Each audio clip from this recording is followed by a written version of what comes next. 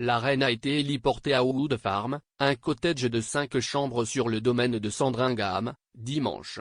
L'attachement du monarque à la résidence est bien connu, car il s'agissait d'un trou de culasse pour elle-même et le prince Philippe lorsqu'ils pouvaient faire une pause dans leurs fonctions royales et l'attention du public.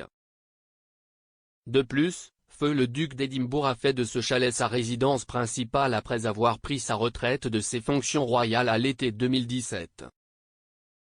Mais la reine et le prince Philippe n'ont pas été le seul couple royal à passer du temps en privé au chalet au cours des dernières décennies.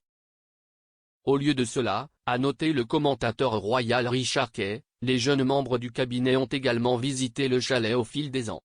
Parmi eux, Kate et Sophie y ont passé, en tant que petites amies royales, du temps avec respectivement le prince William et le prince Edward.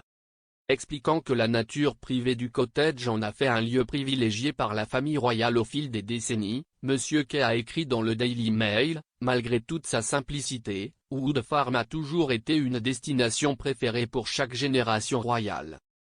Si est-il là que le prince William a diverti pour la première fois sa petite amie de l'époque, Kate Middleton, lors d'une soirée de tir alors qu'ils étaient tous deux étudiants à St Andrews. Et si est-il là que le prince Edward a passé des week-ends de discret avec Sophie Rhys-Jones avant leur mariage. Niché au bout d'un long trajet en voiture et invisible de la route, il est facile de voir son attrait pour les couples en couple. Kate a rencontré le prince William pour la première fois en 2001, alors qu'ils fréquentaient tous les deux l'université de St Andrews.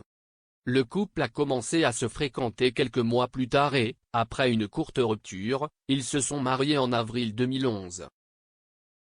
D'autre part, la première rencontre de Sophie et Edward a eu lieu à Capital Radio en 1987. Le couple s'est finalement marié en 1999.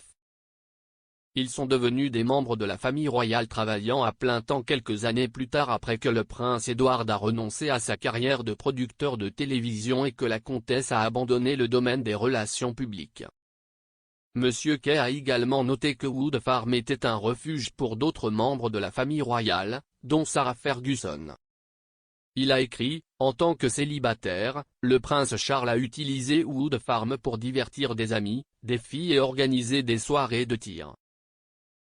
Après sa séparation d'avec le prince Andrew, la duchesse d'York a été autorisée à rester à la maison pour Noël alors qu'une invitation à Sandringham était hors de question. Sarah n'a pas participé à des rassemblements royaux incluant également le prince Philippe pendant plusieurs années après la publication de quelques photos intimes d'elle-même et de son conseiller financier en 1992.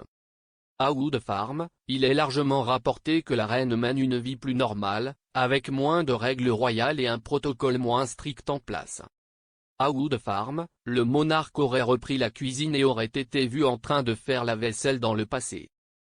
Le monarque devrait rester à Sandringham jusqu'au 6 février au moins.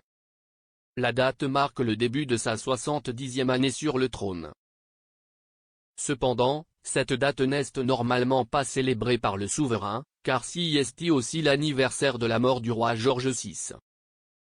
Dickie Arbiter, l'ancien attaché de presse du monarque, a déclaré l'année dernière au site web australien ONI9, « J'ai perdu le compte du nombre de fois où on m'a demandé, d'abord en tant que journaliste, puis en tant qu'ancien attaché de presse et maintenant en tant que royal commentateur, comment la reine célèbre l'anniversaire de son avènement. Ma réponse a toujours été la même, tu ne fêtes pas la mort de ton père.